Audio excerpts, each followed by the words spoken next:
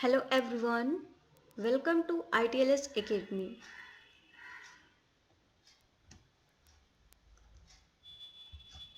Our today's lecture is stool culture, routine, salmonella and Shigella. So let's start our culture test. First of all, we will see what is the aim of the test.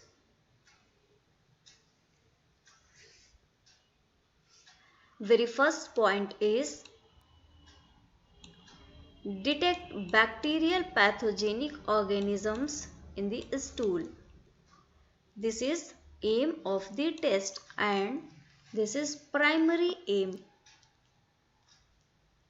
Diagnose typhoid fever, enteric fever, bacillary dysentery and salmonella infections.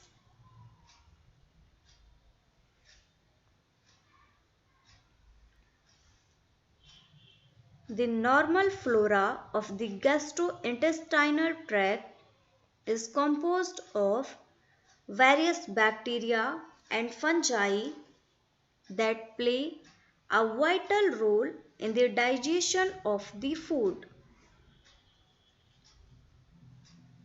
They also help restrict the growth of pathogenic microorganisms.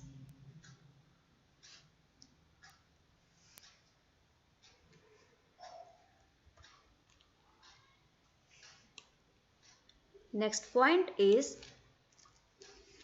to determine whether you have an infection of your digestive tract due to the presence of disease causing or pathogenic bacteria.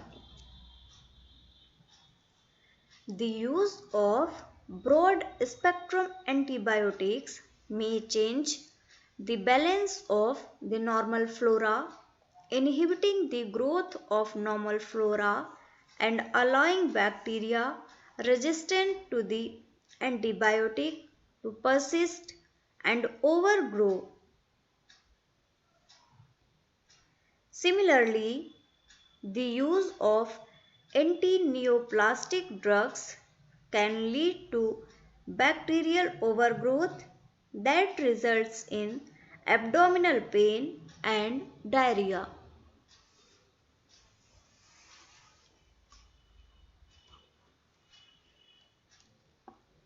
Next point is stool culture is a laboratory test used to determine the etiology of infective bacterial diarrhea.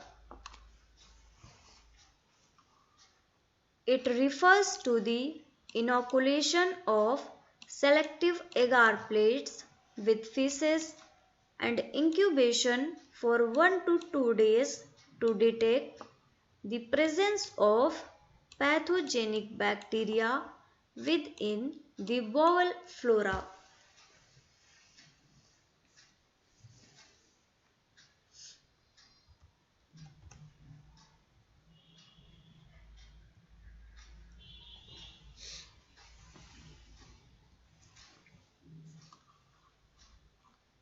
Types of specimen.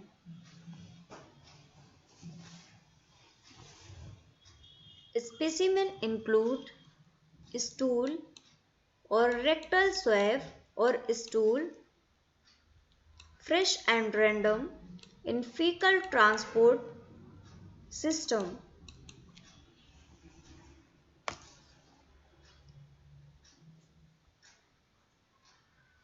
Obtain a stool specimen in a clean pan or container. Stool specimens should not contain urine or water.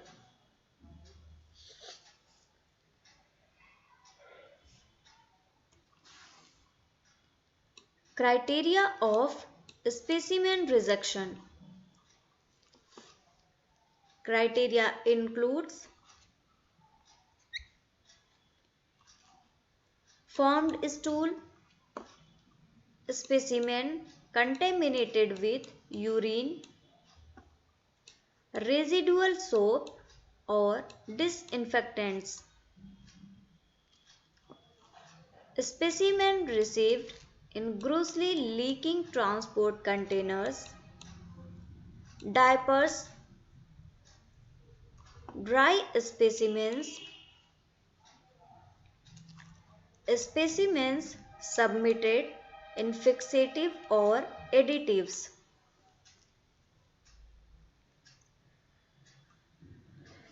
If any of these conditions is present in a specimen, then there is higher chances of the specimen rejection.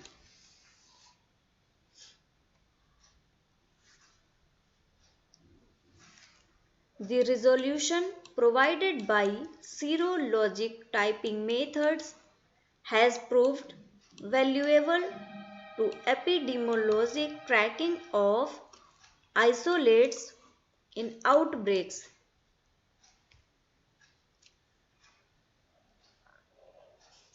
Streptococcus enterica subspecies enteric strains constitute the majority as much as 99.5% of isolates cultured from humans and other warm-blooded animals.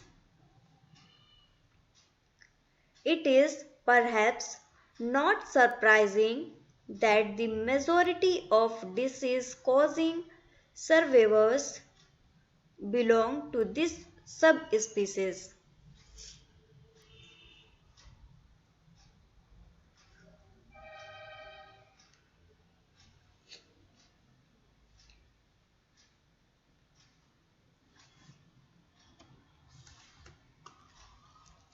Here, some pathogens and their commensal flora that are responsible for causing disease or pathogenesis are given.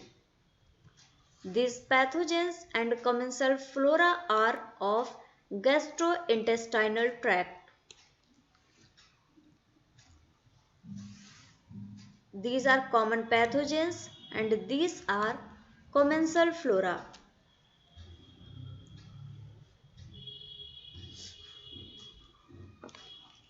First pathogen is Helicobacter pylori and commensal flora is Enterobacteriaceae other than the common pathogens. Next pathogen is Salmonella species and the commensal flora is Bacteroides species. Next common pathogen is E. coli O157H7 and the commensal flora is Streptococcus species.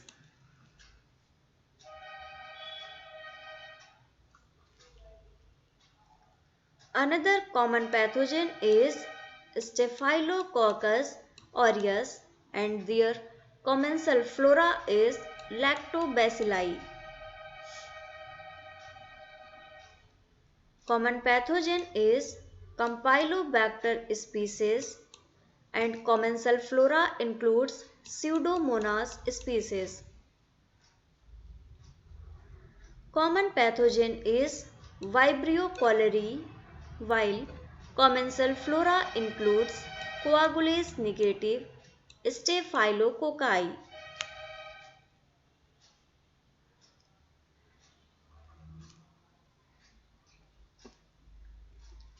Next common pathogen is Yersinia enterocolitica and their commensal flora is bacteroids. Next common pathogen is Clostridium difficile and the commensal flora is Clostridium. Another common pathogen is Shigella species and the commensal flora is Peptostreptococcus.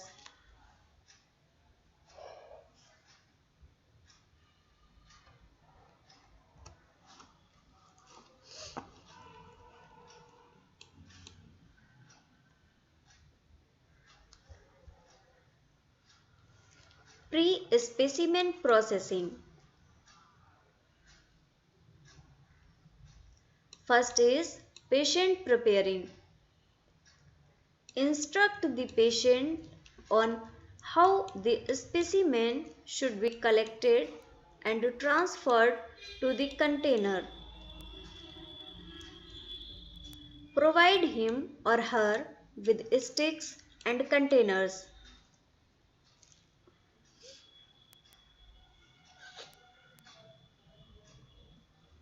Next comes specimen collection.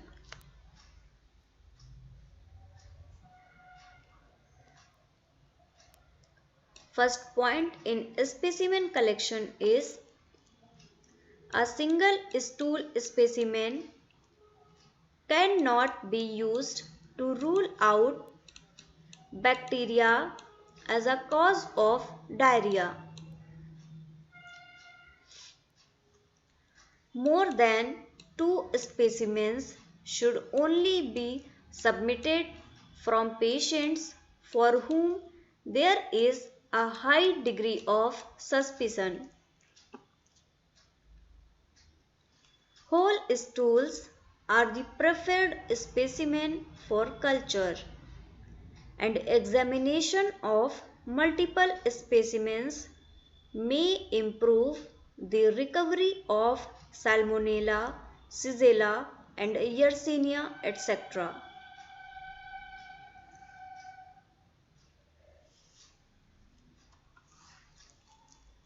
Next point in specimen collection is consultation with the laboratory may be required where specimen rejection rules do not allow for serial cultures.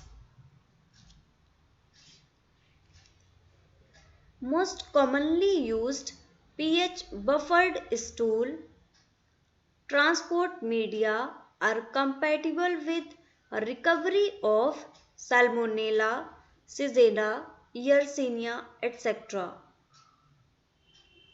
Though Carry-Blair transport medium is preferred by many labs due to its compatibility with other common stool pathogens.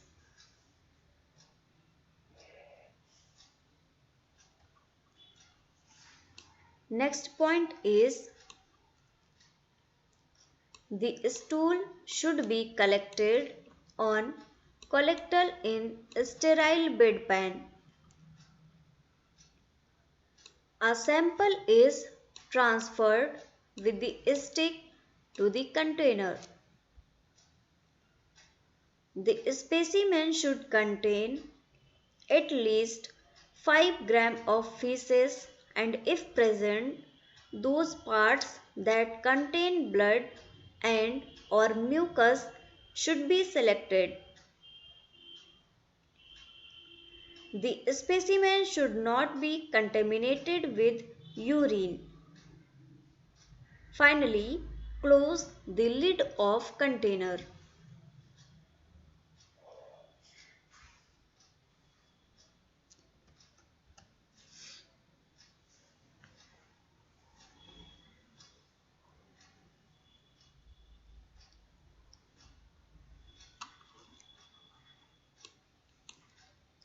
Few important points regarding the test are given in this slide. Let's see all these points. First is rectal swab. Pass swab beyond anal sphincter, carefully rotate and withdraw.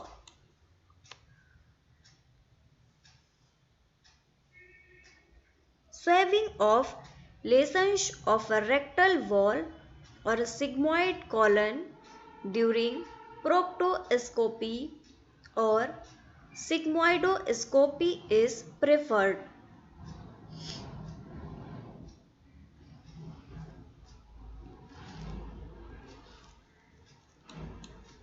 Duodenal or sigmoid aspirate. Specimen should be collected by a physician trained in this procedure.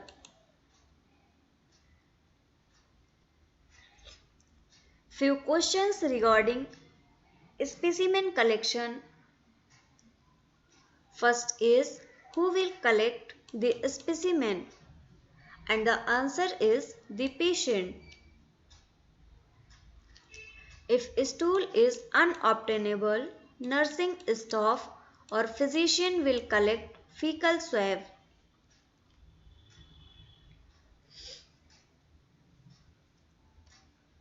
Next comes quantity of specimen. The specimen should contain at least 5 grams of feces. Time relapse before processing the sample. Stool samples should be examined and cultured as soon as possible after collection.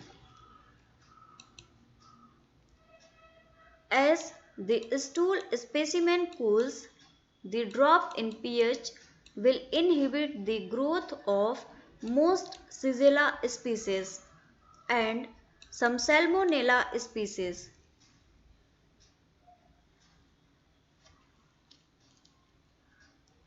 Storage.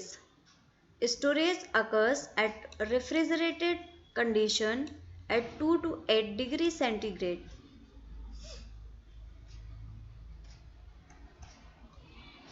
Specimen processing.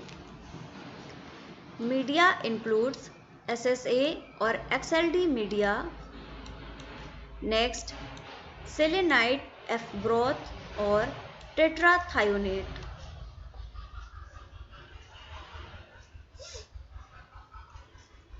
Reagents include API 20E kit.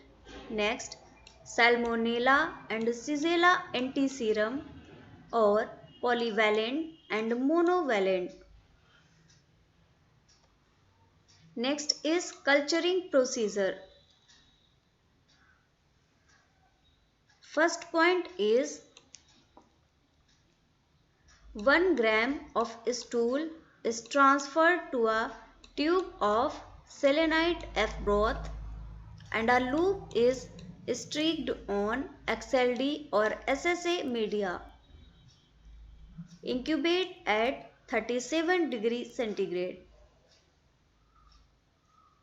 After an overnight incubation, do subculture from selenite F broth onto a fresh plate of XLD or SSA media.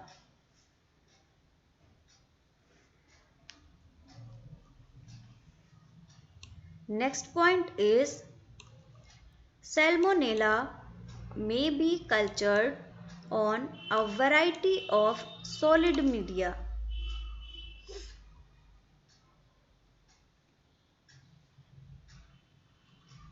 Typically, two selective and differential media, one of which is highly selective, are inoculated with the stool specimen.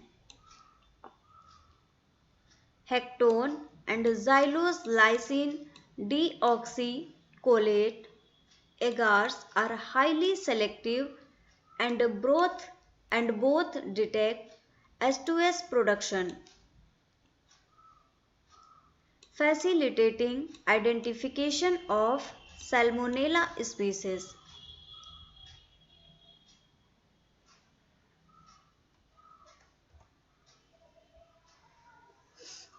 The process of culturing procedure is given. Stool for Salmonella and Shigella. It is given for selenite F broth and XLD. Selenite S broth directly performed for XLD media. And after the culture in these media, pick up suspect colonies and perform biochemical test and serology if necessary.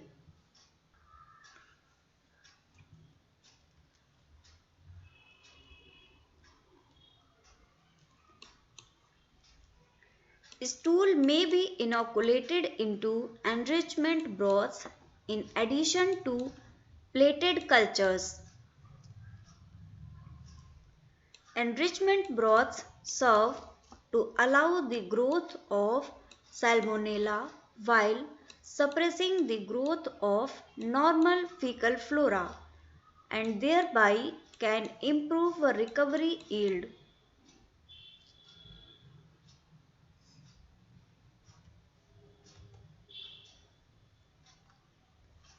Next is post-specimen processing. Interfering factors are patient on antibiotic therapy and improper sample collection. Result reporting. A positive report will be issued only in case Salmonella or Shigella were isolated. Otherwise, a negative report will be issued.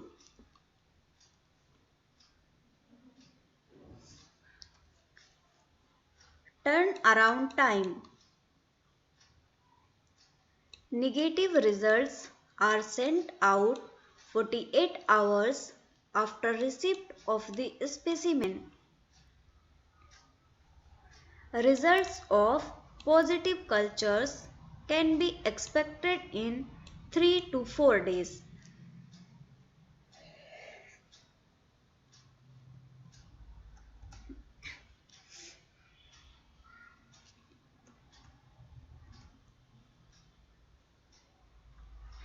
Additional information.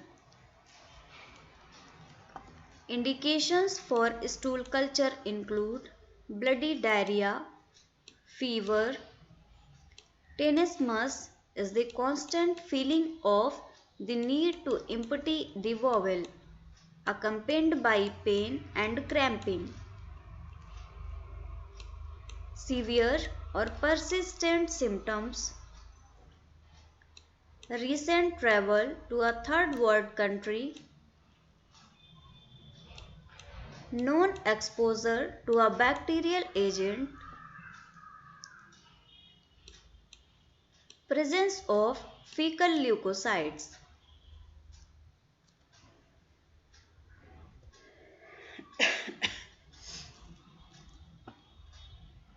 In enteric fever caused by Salmonella typhi, Salmonella coalariaceus or Salmonella enteritidis, blood culture may be positive before stool cultures, and blood cultures are indicated early. Urine cultures may also be helpful. Stool samples should be examined and cultured as soon as possible after collection. As the stool specimen cools, the drop in pH will inhibit the growth of most Shigella species and some Salmonella species.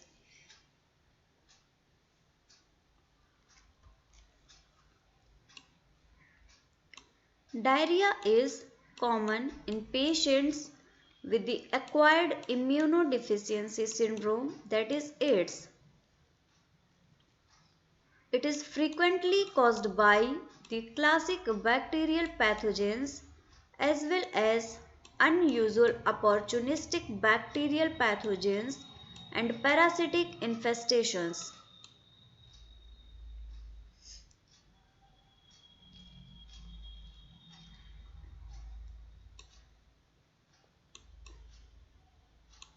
In acute or subacute diarrhea, three common syndromes are recognized, that is gastroenteritis, enteritis and colitis. External hemorrhoids are common and painful.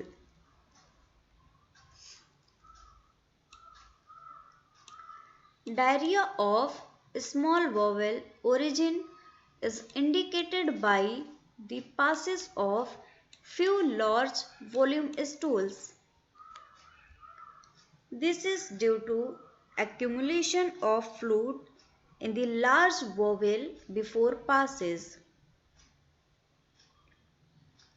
Leukocytes indicate colonic inflammation rather than a specific pathogen.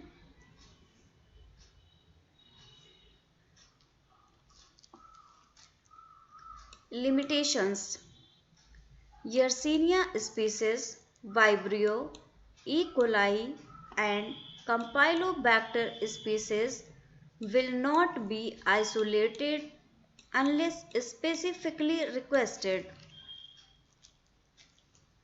These organisms are fastidious and have very specific requirements for growth.